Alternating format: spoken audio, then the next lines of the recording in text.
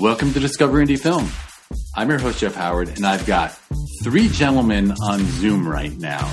We've got, they're all involved in the film here. Hey guys, say hi. Hey.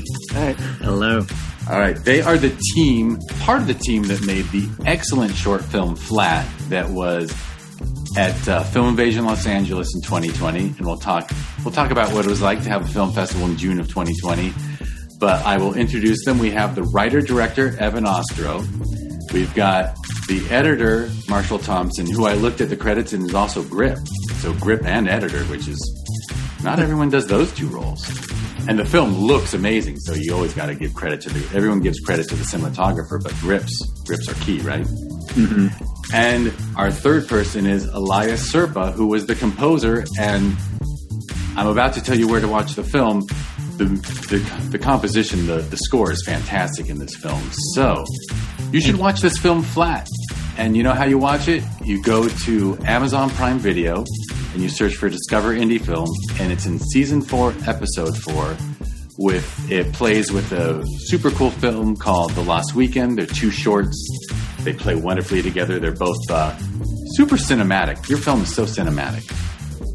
And I highly recommend people go to Amazon Prime Video and watch Flat, because we're about to talk about it. But before we talk about it, we always on Discover Indie Film find out what led people into the crazy game called filmmaking. So I'm going to ask Evan, as the writer-director. Evan, what inspired you? We're going to have to go back for this one. I want to say it probably started with growing up. My grandparents loved show tunes and musicals. So we grew up watching a lot of old film like that, going to plays as well. I don't know, for some reason, the way that you do like the story, it was very like showman-y. Went from there to just watching old movies with my dad growing up as well. Any like classic movies that he liked from the 60s, we would always be watching together and stuff.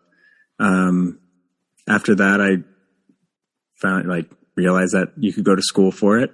Went to Temple University, graduated, moved out to LA. Seemed like the next best step. That's where I met Marshall originally. We were working in a commercial post-production house. We both found out that hey, we like working in commercials, but we also want to do our own thing on the side as well. So let's team up. And then from there, we've just been slowly building out this team of awesome people. Elias is now part of it as well. And, just grinding away, trying to make more stories to entertain people. And were you a creative kid? Were you always writing stories and stuff? Because I actually loved the tale you told that it was grandparents as well as a parent. Because I've been talking to a bunch of people from that last season of Discover Indie Film, and so many people, it was a parent who had a love for film, and and I got a 14-year-old. So as soon as you spot that the kid is interested in something that you like, you jump on it. Yeah. I remember we did have a video camera. We would film stuff with the video camera, doing the editing inside of it and everything. But a lot of the stuff I did originally was I had a lot of mini G.I. Joe action figures, and I used to just play with them for hours and you make up your own storylines with them and stuff. No one's ever seen that work. It's never going to surface, but that's where I started originally. That's your origin story. That's my origin story. And that's a real origin story. I think a lot of kids incorporated video cameras into play and naturally learned a lot of filmmaking and a lot of storytelling. Mm-hmm. A great way to learn. Definitely. You see, and no one tells you. You just kind of figure out what feels right, what doesn't feel right. Yeah, and you can pop that tape out or connect the camera to the TV and see what you did, and you're watching it on the same delivery device that you're watching the G.I. Joe cartoons on. Yeah, exactly. Yeah, I never thought of it, but now thinking of now with iPhones and stuff like that, there's so immediate the access to these tools that that they're intrinsic part of being a kid and playing around and messing around, I guess. Yeah, everyone, that's Elias, the composer, talking. And I agree. Not only that, but I figure they'll learn your voices after a little bit. But I should I should help out in the beginning. The iPhone thing, also the access to editing, because like Evan's generation and earlier ones, we all had to edit in camera. You just had to hit pause, change the setup, and start recording again. And it worked pretty well, but boy, now kids get to learn post. Mm-hmm. Exactly. Yeah. Exactly. All right, Evan, do you feel like you got your story in? I think so. All right. Well, then we can. Who wants to go next with their origin stories? It's like this. We're launching the Flat Cinematic Universe with a bunch of origin stories. Want to go for it? Sure. All right. Yeah. Mine is, I think it's kind of similar. Just, was making movies as a kid. And I think when I was like 12 or 13, I got iMovie for the first time. And that's when I started editing a bunch. And I just kind of learned that like that's what I liked doing the most was editing. Just because it was you could shape the story and add music and titles and all that stuff, and it was fun. So that's when I kind of was like, oh, this is my favorite part of movies is the editing, is the pacing and all that stuff. So, which is interesting because isn't that something people used to learn the first year of film school, whether as graduate or undergraduate, when they make you try everything? And that's when people found out they were editors or sound people or directors or whatever role. But you got it early because, did you have that? I'm just guessing ages, but like when I've heard people say that when iMovie came on that iMac, like the colored iMacs, like that blew people's minds. Yeah, that was probably what I had. Yeah, it was probably like an early version of iMovie, but yeah, it was cool. It was cool. It was so useful too. I mean, it really was like mini Avid at the time. Yeah, especially with all those built-in effects and everything for the title sequences and all that stuff. Yeah, and I think it came with a DVD Studio Pro as well, where you could burn your own DVD afterwards, and it would make the title menu, and it would somehow pull thumbnails from your edits, and it would put them into like the main title sequence. That was fun. Yeah, I just remember it was like you couldn't like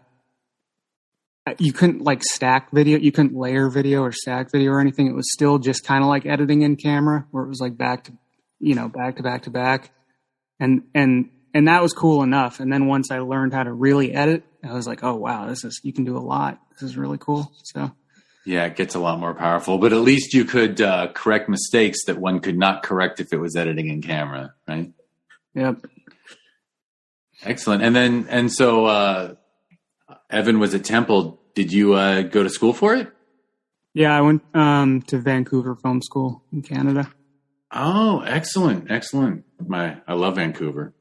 Yeah, because I'm from Seattle, so it was close. It was like just a close drive, and I could go back and see my family and stuff. So so the love of filmmaking and for you, in a way, editing went from Seattle to Vancouver to LA. Yeah, which makes you kind of the king of the West Coast, if you ask me. Right. Everyone says West Coast if they're from LA, but like you got to. Too bad you didn't spend summers in Alaska. Then you'd really have it down. All right. Well, I guess that brings us to Elias. I had kind of a weird path to film scoring. I played in bands when I was growing up. My first band, I was a huge Metallica fan, and I found some other, metalheads in my high school, and we started playing covers and whatnot. And it was the kind of people that I brought home to my parents, and they were like, "What the hell is these people you're hanging out with?" I look, I don't have tattoos or anything. These guys were like all tat up and piercings and whatnot, and that's how it got my start into music. And then I played like in a punk band for a while. And I grew up and I was born in Venezuela in South America. There's not much of a market in general for music whatsoever. It's a small country, and pretty much everything is more Mexico-centric or Argentina-centric. And, I noticed I was making any money out of my music. So I went to college for a serious degree, and I went for psychology.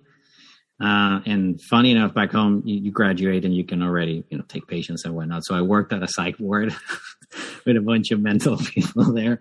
And then I got a couple of corporate jobs on the oddest time. I was in my early 20s. And then there was this, the older brother of a friend of mine that was like, hey, I know you play guitar, and I'm cutting this commercial for this company that makes toys. That was a local company. And they want like a rock tune. And I know you're a rock guy. And I was like, all right, so I think that was my first experience ever with like Logic or any DAW whatsoever. And it took me like a week to figure out how to record the guitar and whatnot. And then I was like, oh, damn, like I don't have to tell the drummer what to do. I could just press these keys and make him do what I wanted to do. And I wrote the score to that ad, which was very silly. And it was like a ripoff of like Power Ranger and like, Hannah Montana and whatnot. And then he was like, all right, I'm going to connect you with the payroll people. And then I saw the check and I was like, damn, I wish I could only do TV ads. Like, come on, what the hell? And, I had to save up to come here to Los Angeles to go to UCLA, to study film scoring. And that's how I found out that this could actually be an interesting way of expressing music. So I got here and I didn't write music or like, read sheets of music or anything whatsoever. And it was kind of a grinding experience of like, hey, you have a string quartet for tomorrow. I was like, damn, what's the tuning? Like, how the hell am I doing this? And it's been a fun ride. I've been here in LA for 7 years now. And now I'm doing, some shows and some TV ads still. And I'm very, very excited with how this opened up, and I had to ditch my psychology stuff and just do the music stuff, and very happy and grateful for that. And yeah, it's been a wild ride so far. That's really cool. I love that you started in like metal and punk, because I don't think people realize that a lot of great music comes from metal and punk. You made me think of Cliff Martinez, who I think he scored everything Soderbergh's done since Sex, Lies, and Videotape. But I'm pretty sure he was the drummer in like a seminal LA punk band. And I love Cliff's work. I think he has a certain grit to his scores that I very much enjoy and love. And in a funny way, when you play like guitar riffs, they're a very rhythmic bass. And that was one of my first struggles writing string parts, because we had to do this action cue for a class. And then I was like, I grabbed my guitar and I'm like, if I can play this here, of course the cello can play it. But then I wanted something that was so tight and ridiculous. And when the players saw it, we were like, what the hell are you writing here, man? I can't play that. And I was like, it's Metallica play with the Symphonica. You can play that. Come on. And in a way, a lot of the short strings that I write come from that metal head still, it's like, it's riff based music, but I'm putting my orchestral, they hate me for it because they never can be as tight as the ones in the computer, but it's a fun experience anyway. Excellent. All right. So, what brought the three of you together? Was Flat the first project, or I neglected to ask, like you're talking about this cooperative of sorts of artists, that you've got. Have you named it? Like, is there a name for this beast? It's something Oz, right? Wild Oz? Yeah, it's right here. Oh, look at that. I should have worn my shirt. Yeah. It's in the laundry. Yeah. Well, that's good. It's getting some mileage on it. Yeah. So it's called Wild Oz Film, is the collaborative. We originally, when we were starting, you got the stickers right there. Yeah, I do. Yeah. I got the sticker on my water bottle. So. Yeah. We got all the gear. Make it official. Yeah. So we originally starting out in LA was, you do with any of your buddies, you're like, hey, let's make some funny YouTube videos. And we were doing that for a moment, and somehow that turned into like, hey, instead of going for laughs, like let's challenge ourselves and see if we can do a story and throw in a little more emotion. And that's how this was before Elias came in. But Me, Marshall, and I think it was 4 other people that we worked with, shot a Western. It's called Bird and Bart. We shot it in 2015. And it did its festival run in 2016. For it to get into a festival, for some reason, it needed to be under an LLC name for one of the ones that we entered. So we came up with Wild Oz and came up with the logo for it and everything. And then after that, it was like, all right, like we have an LLC, so let's keep making them. Like we'll keep making films and we'll see what we can do. And one of the main things is like we like to kind of challenge ourselves with it as well. As the first one was a Western that we made, so we're like, what should we do for the second one? All right, well, let's not do a Western. Okay, so we're not going to do a period piece. Let's see if we can like scare people. Let's see if we can do like some tension building stuff. So we came up with this monster one called In the Darkness. And after that, we're like, okay, so we did scary. We challenged ourselves. Now we're learning what we can do with a Western. We're finding out what we can do with some horror suspense. What else can we do? Let's challenge ourselves. Let's see what like we can write. Let's see like the scope of things. The last 2 were maybe 5 minutes long. Let's try and make one that's 10 minutes long. That's how we got to Flat. And that was actually talking to our original DP, was saying, what's something you've never shot before that you would like to? And he said, I always wanted to shoot like a crime thing, and I really like the desert.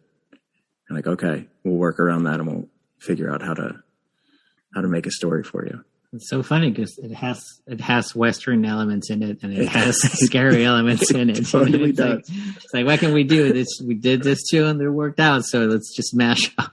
Yeah. Yeah, and I wanted to say that, I mean, to choose Western your first time out, that's a pretty big hill to climb. It was pretty simple. We were trying to think of now looking back on it, you had to do the wardrobe. We rented a horse and stuff.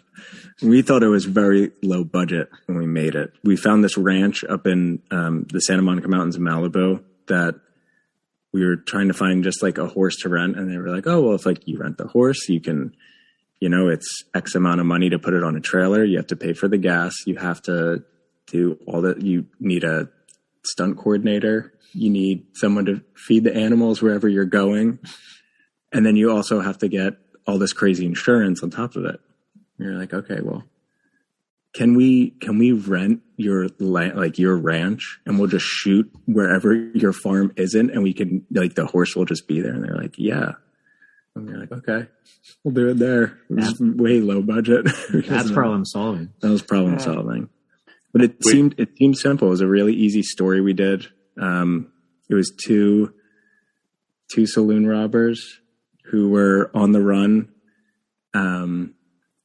They find out that they took like a hostage with them from robbing a bar, and it turns out that their hostage was the sheriff's daughter, and she's supposed to be marrying the marshal that week coming up, and he's on their tail.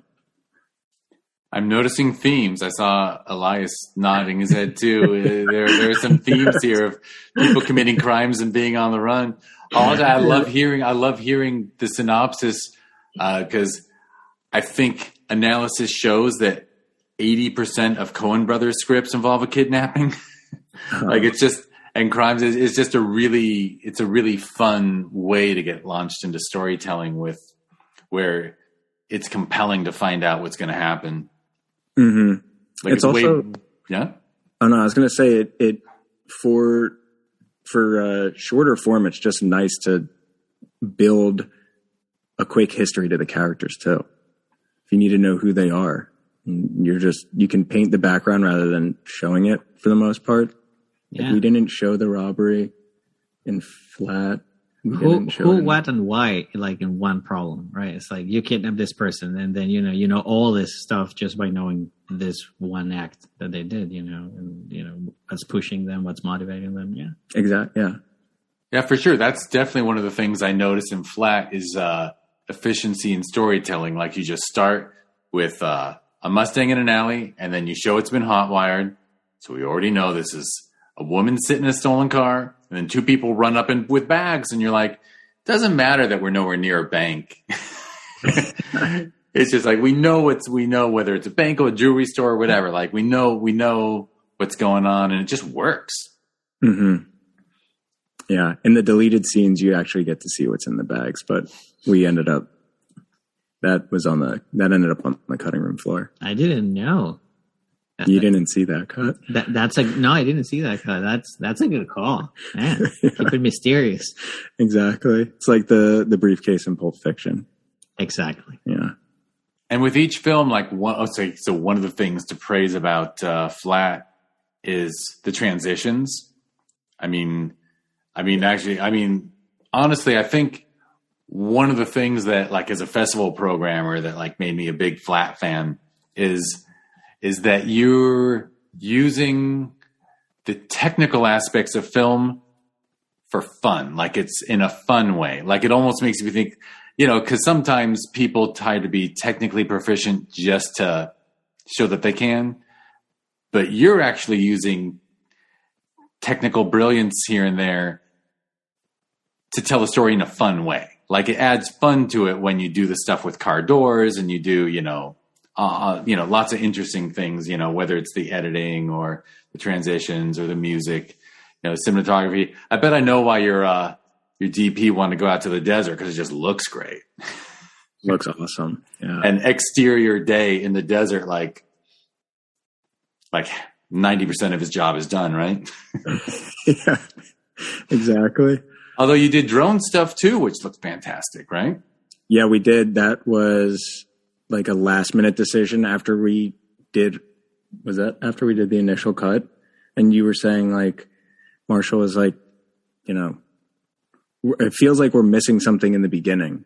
And so we got a drone, got the car again. And like one very early morning, we drove back out to the same exact spot.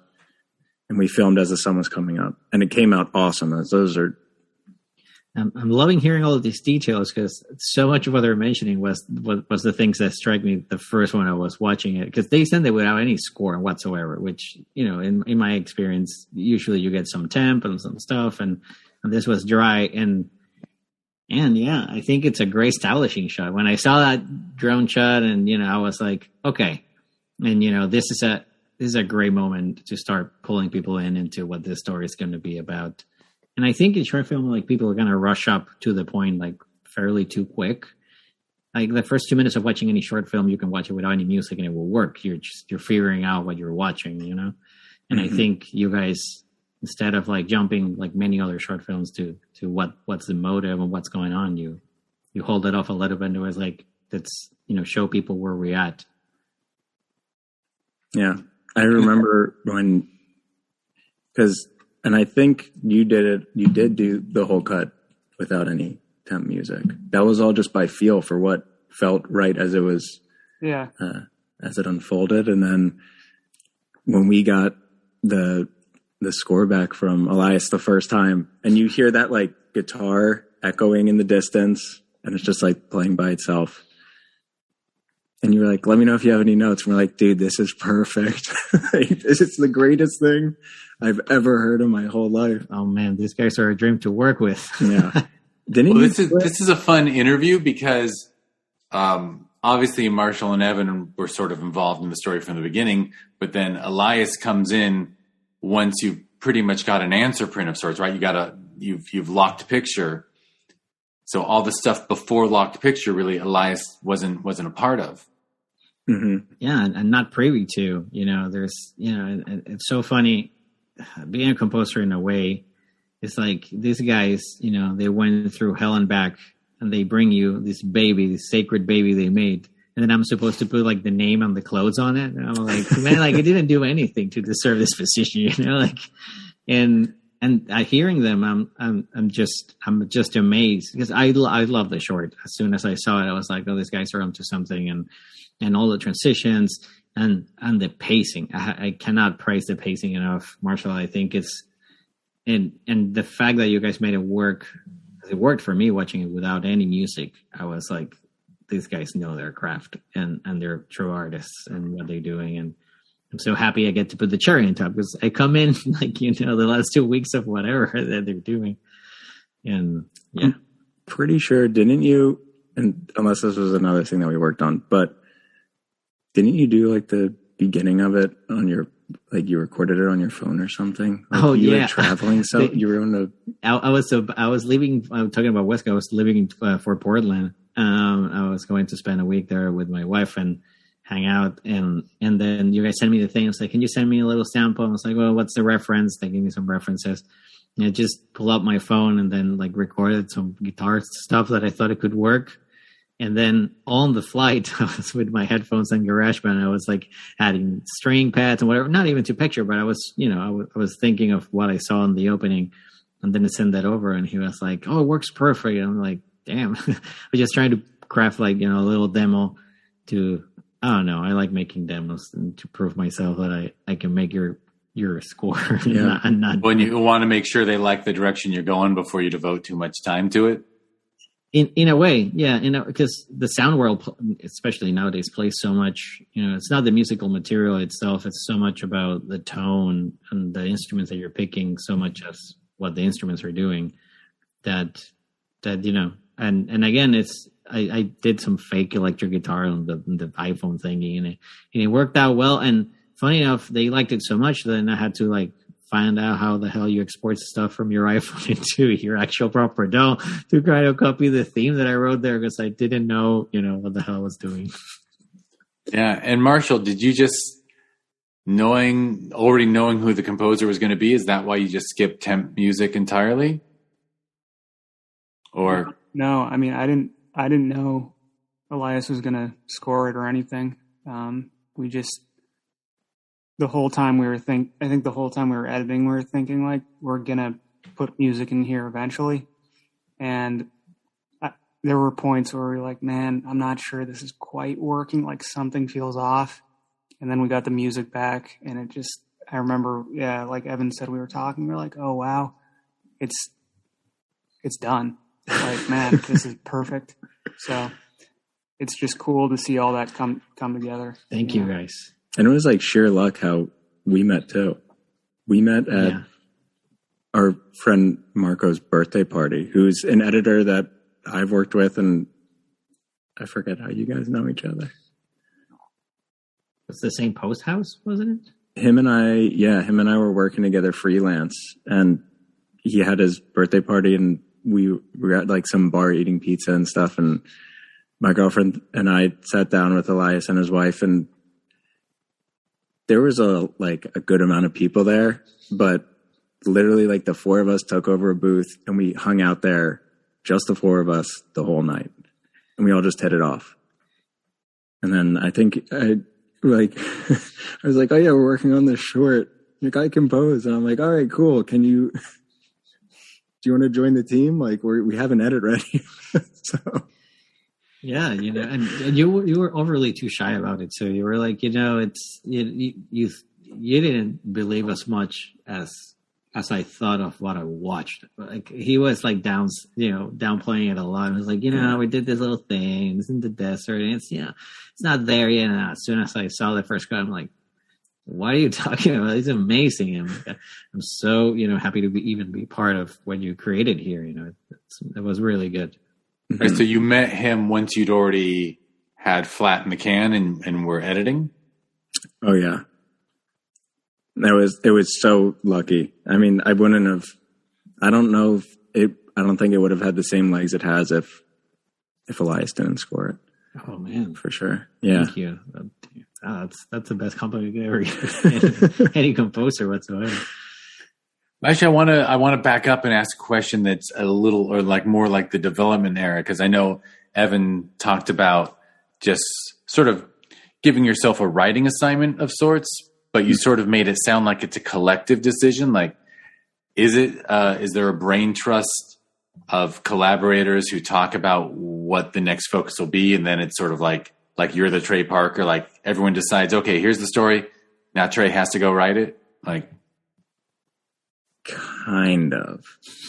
Yeah. I mean, you figure out like, everyone comes up with like something that they want to do. Like if somebody last time, like, well, what did Dad do last time? Dad Tobin was our DP for Flat, but before that, he helped cut Bert and Bart, which was a Western. But like, if somebody wants to try on a different hat, we let them. But also, if someone's like, I've never done this before. This would be really cool. Like I said, like he was like, I want to shoot in the desert. Okay, we'll figure out how to make it in the desert, and then also make sure that the budget's actually there. And if not, then it's like, we'll shoot in the desert next time. Like we have that in our back pocket. Maybe it's not going to happen this time with that short. We have other ones we want to do as well.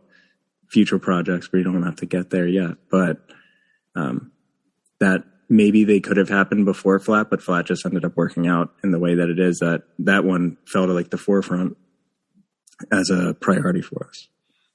Right. So the collective does sort of, everyone chips in a thought here and there and an idea or a goal or a role. And then you end up with sort of, okay, this is the kind of soup everyone wants. Now I'm going to go write the recipe for this soup in a way.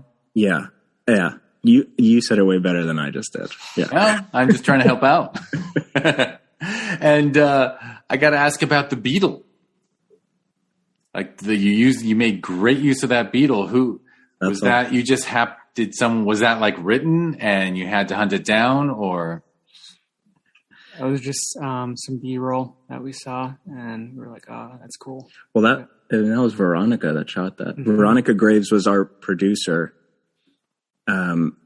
Marshall has a Blackmagic camera, the 4K Pocket, and he brought it onto the shoot. We were shooting on a Red, which is what Thad's rig was. But Marshall brought his camera, and Veronica, when we were on set, was like, I'm actually going to go take this and go like just shoot some B-roll and do whatever. And like originally there was no B-roll in the first cut, and then you went back and you were looking at all this stuff, and we were like, because she was like basically her own second unit. We were like, what the hell did she shoot? And it was all this awesome, really good camera work.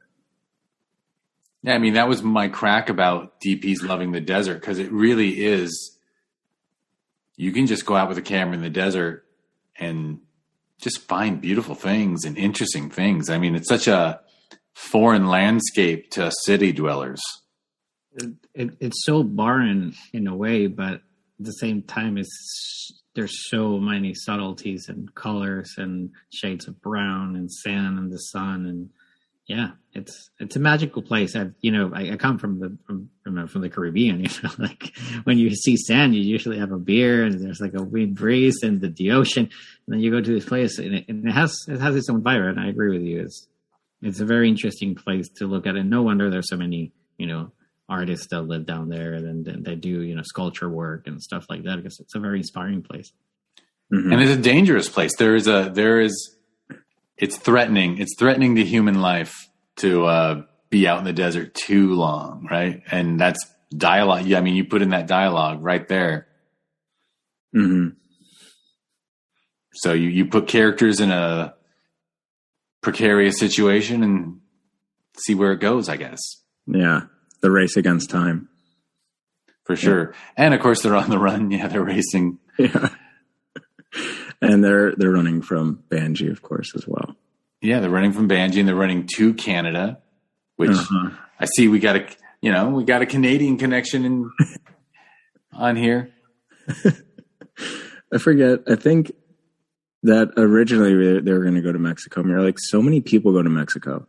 Well, anyone that's ever on the run, like anyone that's watching this is going to think that they're going south. And you're like, whatever, let's just flip the script. Let's just make them go north to Canada. It makes a lot more sense, too. I mean, if you think about it, if you showed up in Mexico with bags of stolen goods, someone's just going to steal it from you. Exactly. Whereas Canada, you can walk into a jewelry store and you got a shot of walking out with some cash. Exactly. Yeah. They'll welcome you over the border there. They're very friendly.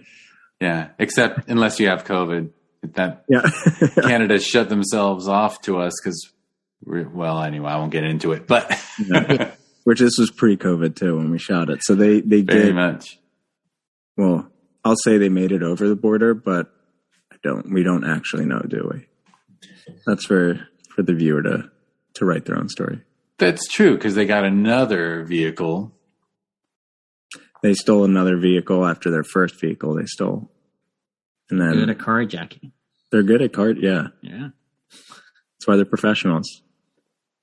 Yeah, and I recall I used the term efficiency of storytelling. Like, you do so many smart choices in that editing room, because like, you don't bother showing the use of the handcuffs. You just show her reaching for them.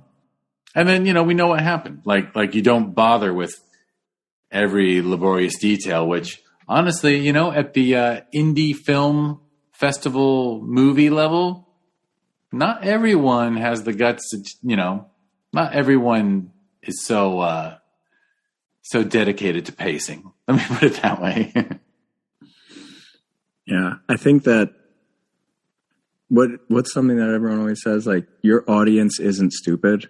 They understand it. They don't have to.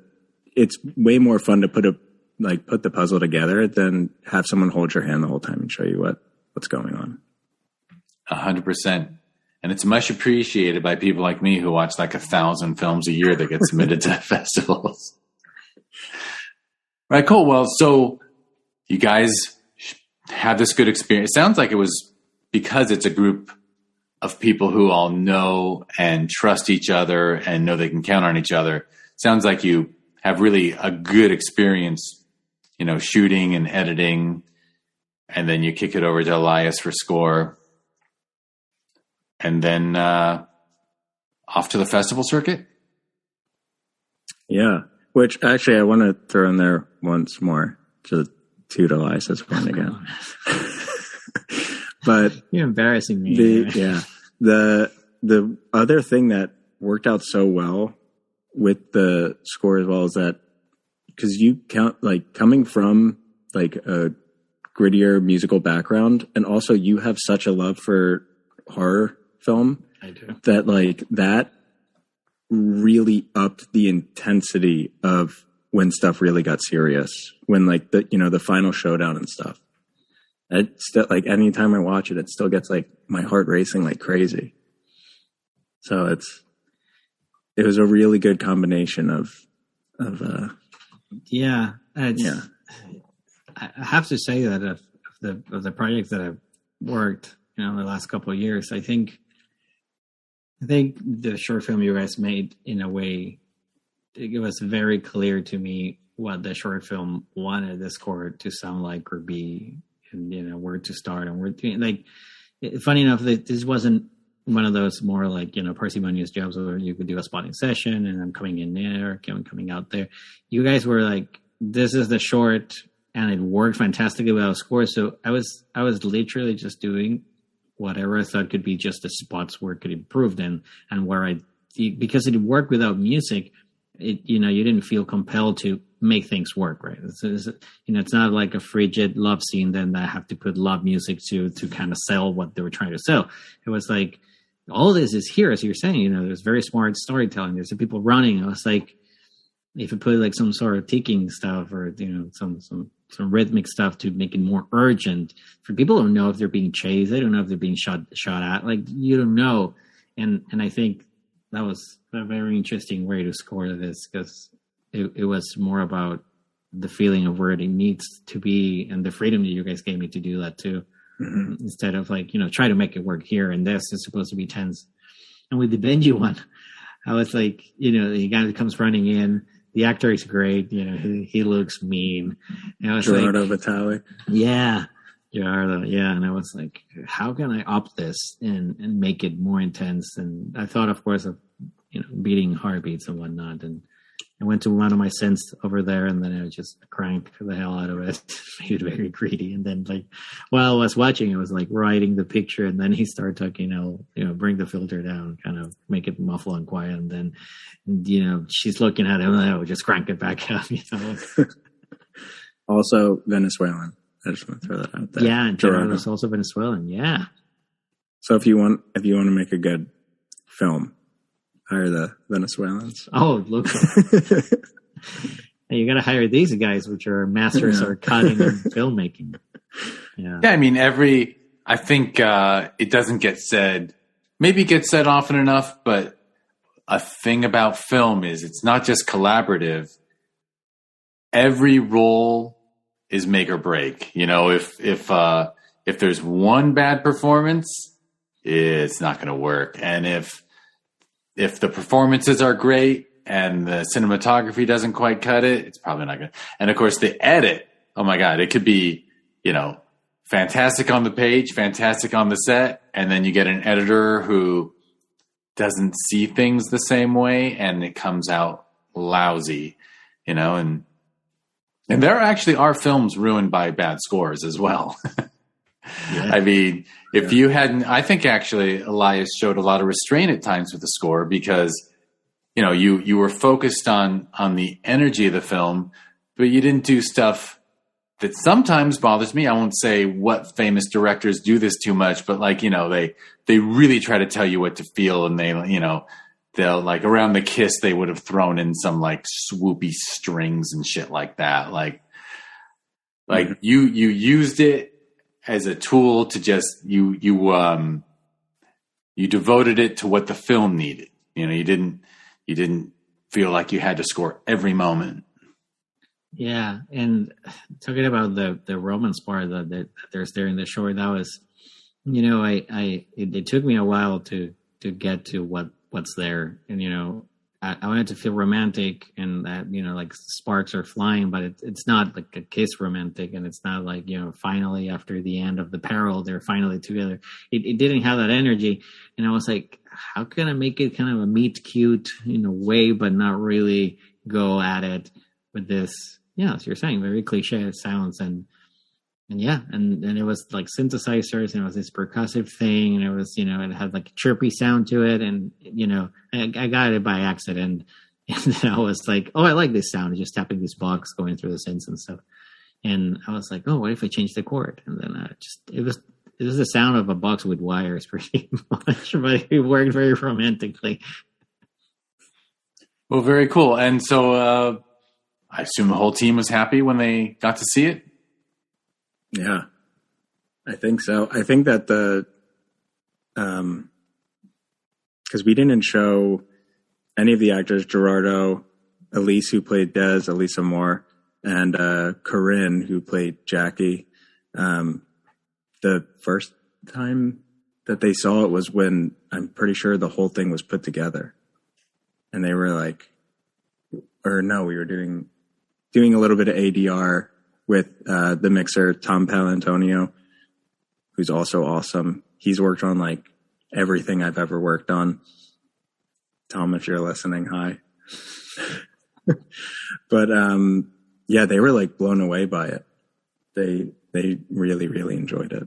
And just the three of them together, all like off camera as well, when we were doing like our initial run through of just like, all right, so like, you know, in like 2 weeks we're gonna shoot this thing, let's just like see, you know, we were doing costume checks and all that stuff as well, and just they all got along so well, and they really helped each other bring out like the best of each character.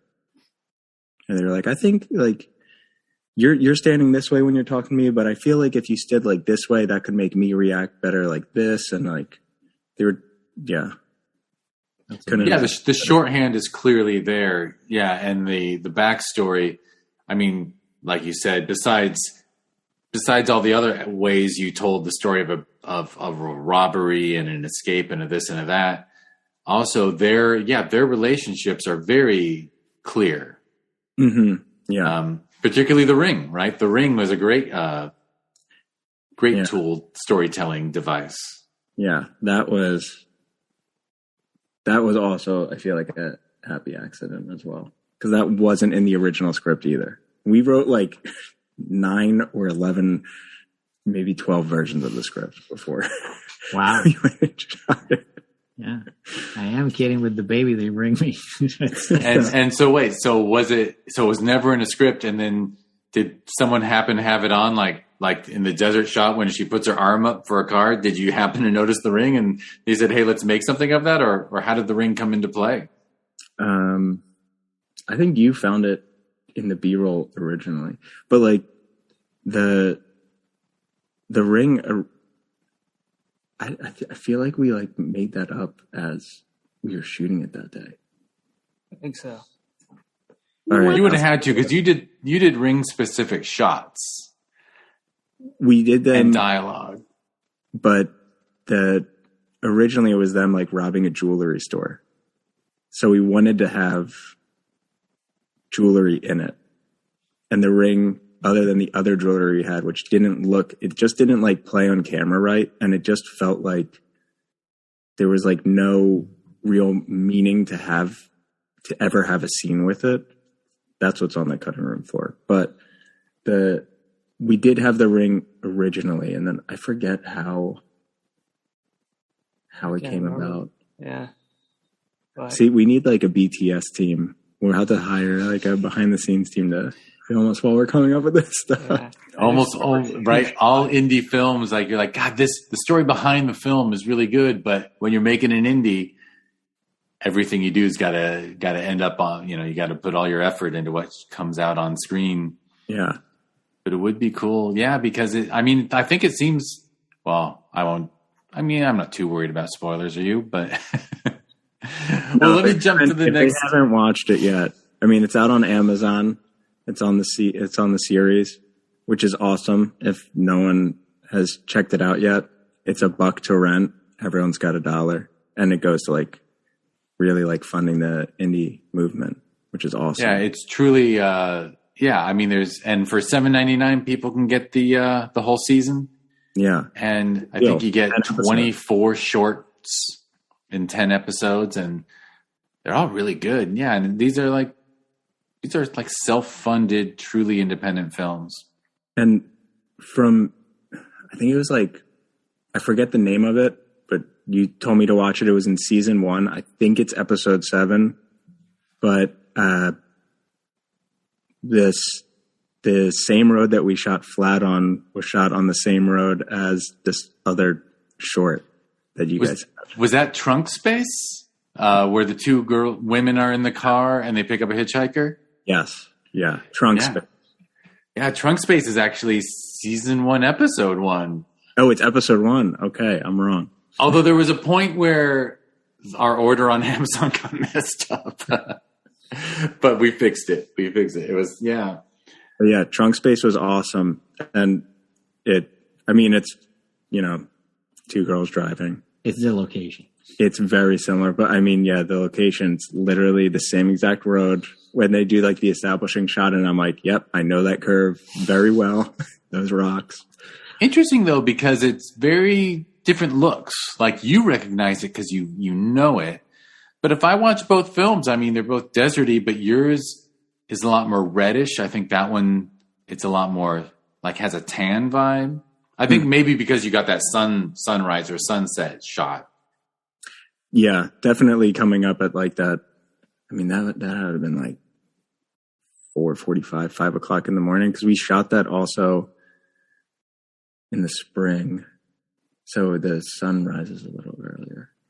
But, yeah. That whole thing and the long shadows, and it just worked really well with the bushes as well. It's kind of like a trippy shot. And with the what are they called? The towers, the electrical towers.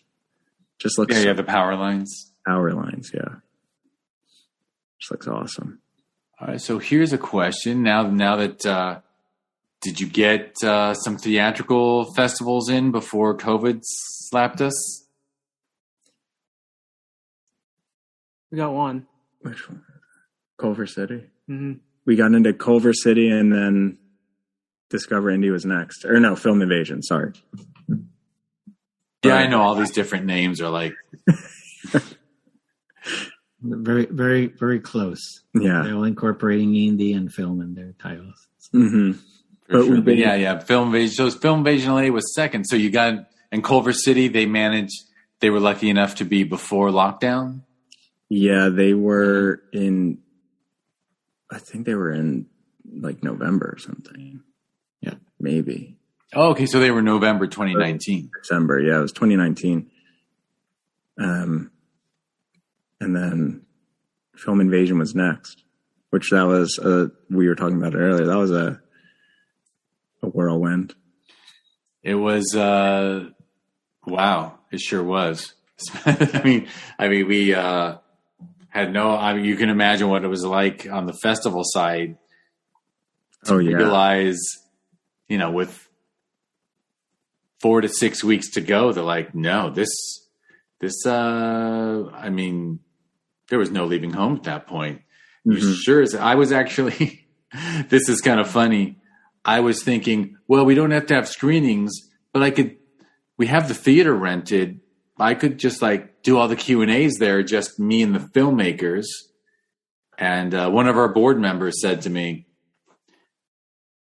okay, you live with two ladies, one's 45 and one's 12, and you're going to meet and talk to 45 people over 2 days and then go home to them? Don't. And I was like, you're right. You're totally right. But that was before we really knew exactly how to manage this pandemic. It was nuts. Which I got to say also the way that you and the team did the Q&As through Zoom the last time or when we did it, and the way that your whole the way that you guys have really blended pretty fluidly into still doing the festivals and everything with streaming has been awesome. Because I have friends,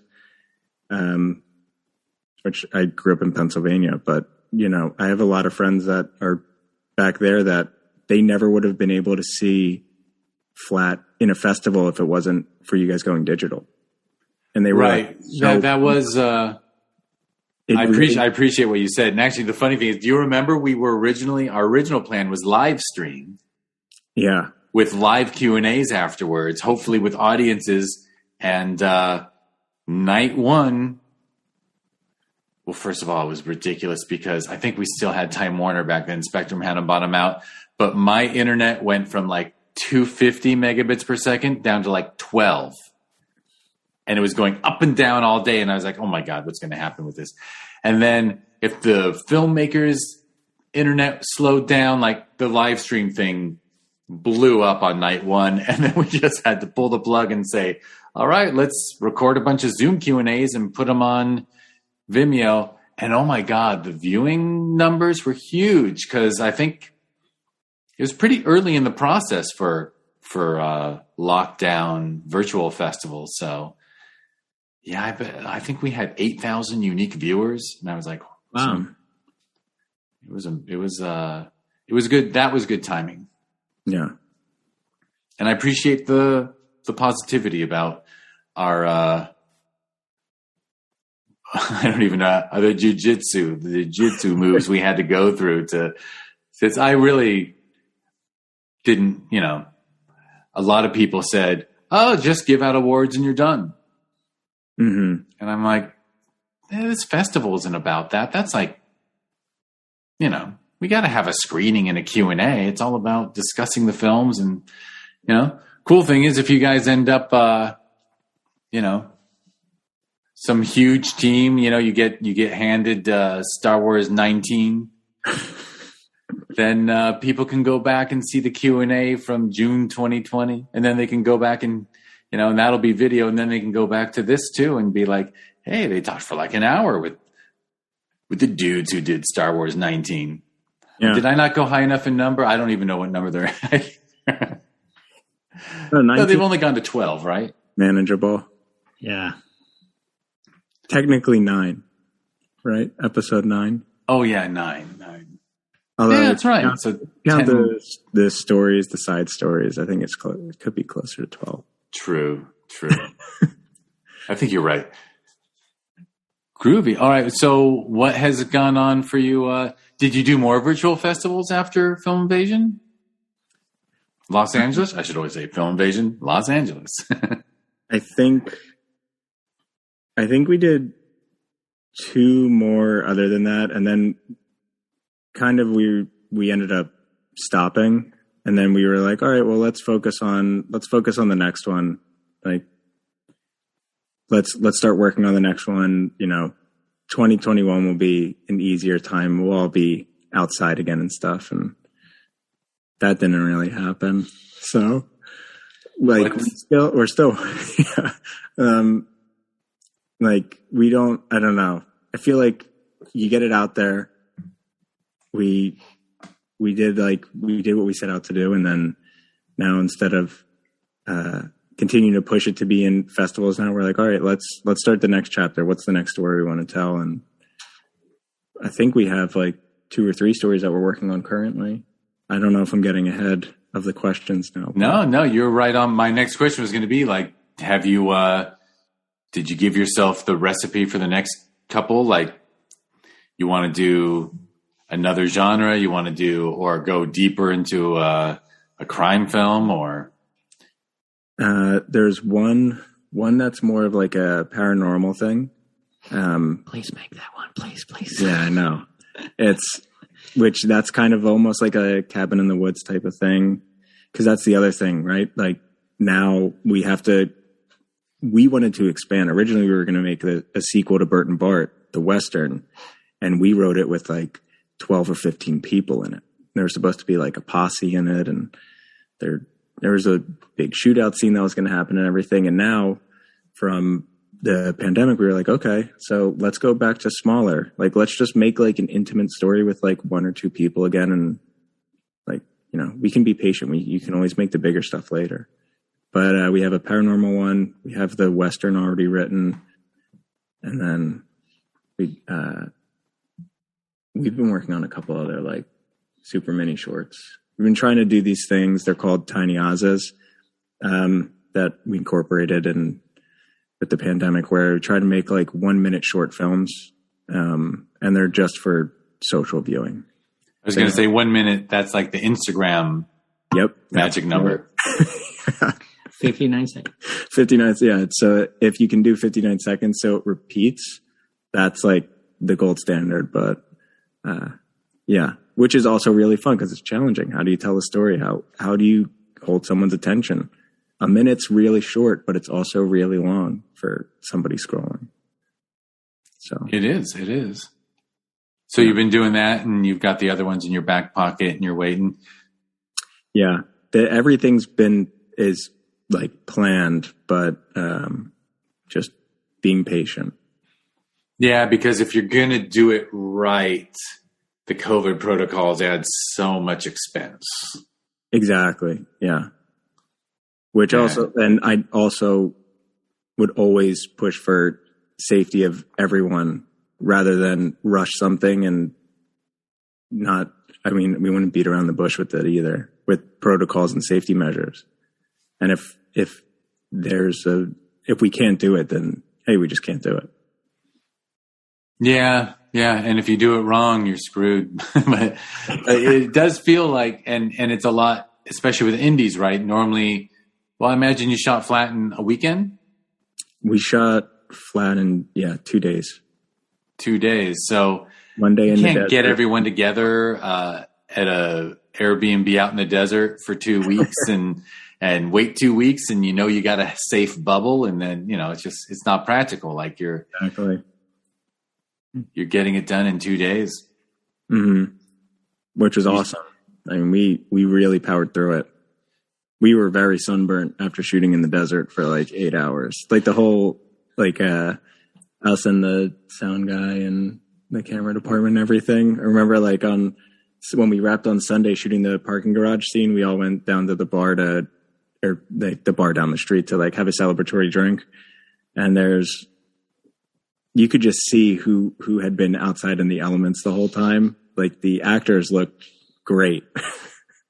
And then you saw the crew, and everyone had pink chapped lips, and it was just so comical. And if they pulled a collar down, there was a clear line. Exactly. Yeah. A lot of fair skinned people were on the crew, and they were burnt. They totally got burnt. Fair enough. Well, you can, but still, it's always eat better for an indie to be exterior day. Oh yeah.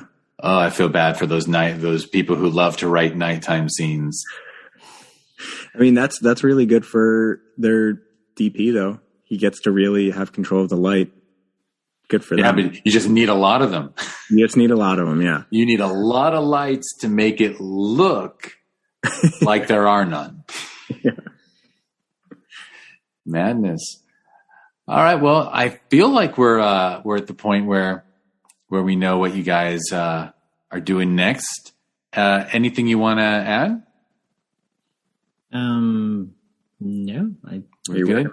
Well, why don't you add, if someone wants to check out all the Wild Oz stuff, do you have a killer website or you want also you should give your Instagram handle? Yeah, you can check out Wild Oz at wildozfilm.com. There's also at Wild Oz Film, the Instagram handle. And then what if they want to see your stuff? I forget what your handle is. It's first name, last name. That will be my handle. So it'll be Elias Serpa. Probably read the description because it has a lot of S's in there. Right now, I don't know the exact date, but I recently scored another daytime kind of scary stuff for Hulu, Bite Size Horror. So this year, there's going to be some shorts there. Make sure to check out Free Birth. It was beautifully shot, and I think it's a very cool, interesting story. And the music is quite something. I don't want to spoil anybody, but you should check it out. We were able to record some live cello for it, and I think it really brought it to a different level. So make sure to check out. Awesome. Sounds excellent. Yeah, I know. I'm always craving more horror because of the teenager.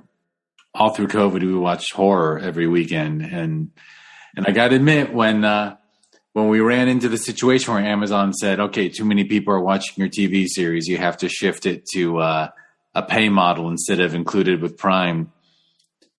Every streaming service we approached about the series was like, "How much horror do you have?" It's a funny genre because I take it deeply serious, and I think it's not easy to do it well. I'm a huge fan of the genre. Even the ones that are kind of slashers, I like them too. I don't discriminate in horror, but it is a tricky genre, and people seem like there's never enough of it. And in a way, people like that thrill and the energy. And there's so many creative things happening in that genre. I don't know if you saw the trilogy that was on Netflix. I don't remember the name. It was like 3 movies and like all together made a single story plot. And they all came out at the same time. And it was like kind of a slasher and it mocked itself a little bit, but that was an amazing thing to see. It was like that would have never happened like without streaming and the need or the people wanting to watch more horror. Fear Street is the one. Yeah. Fear Street. I'm going to have to write that down. I can't believe I haven't seen that. Honestly, like every Friday at 5:00, we start searching on our phones best horror films on Netflix. And we got to the point that we'd watched all the good ones, and man, there's some really bad ones.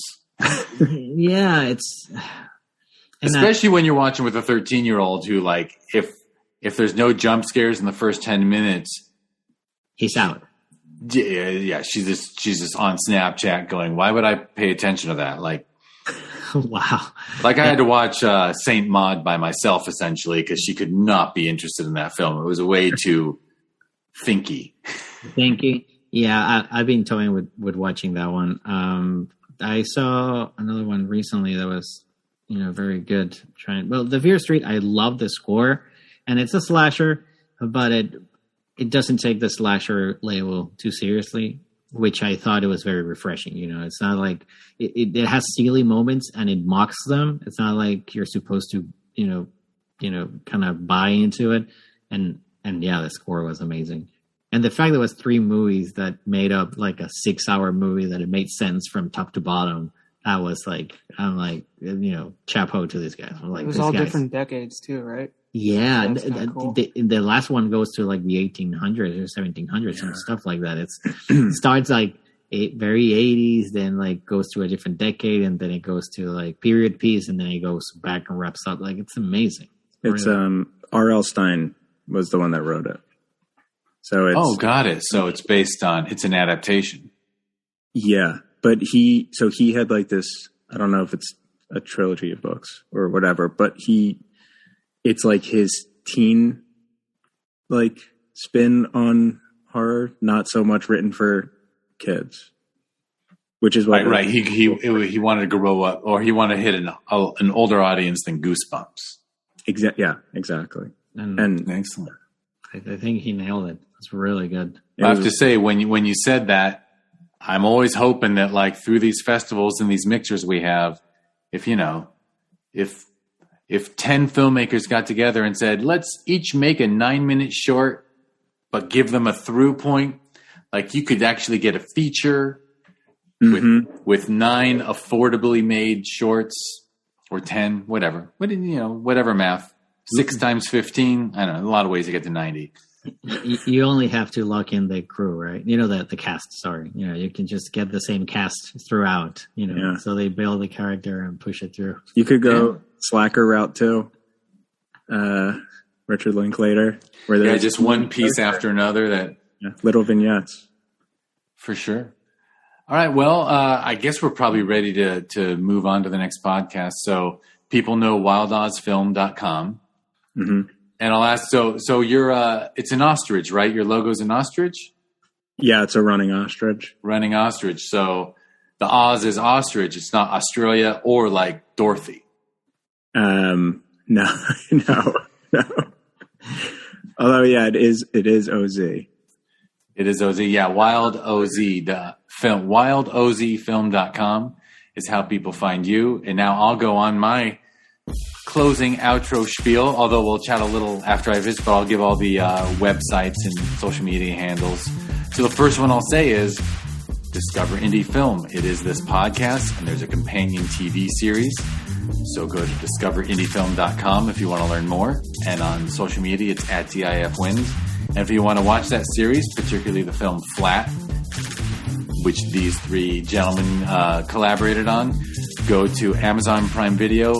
Any way you can get to it, although on a big fat TV with a Prime app is the smart TV, whether it's Roku or this or that. But, obviously you should watch these films not on your phone if you can avoid it.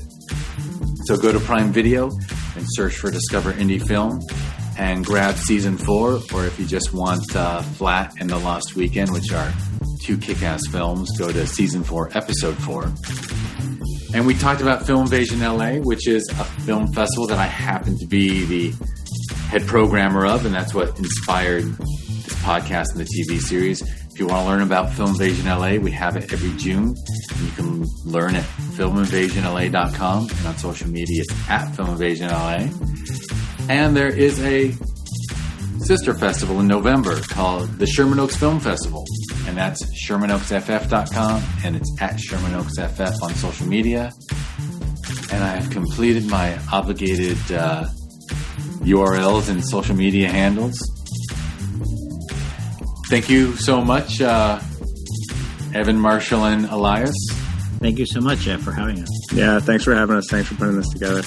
And we're going to stop recording, and then we're going to start recording again so that these 3 gentlemen can do their Discover Indie Film 4 Questions, which will be a separate podcast where we'll just learn their favorite films and then some other fun subjects, including maybe casting a little shade here and there. Who knows? It might be too nice to do it. We'll find out. But again, thank you 3 for doing this. And thanks everyone for listening.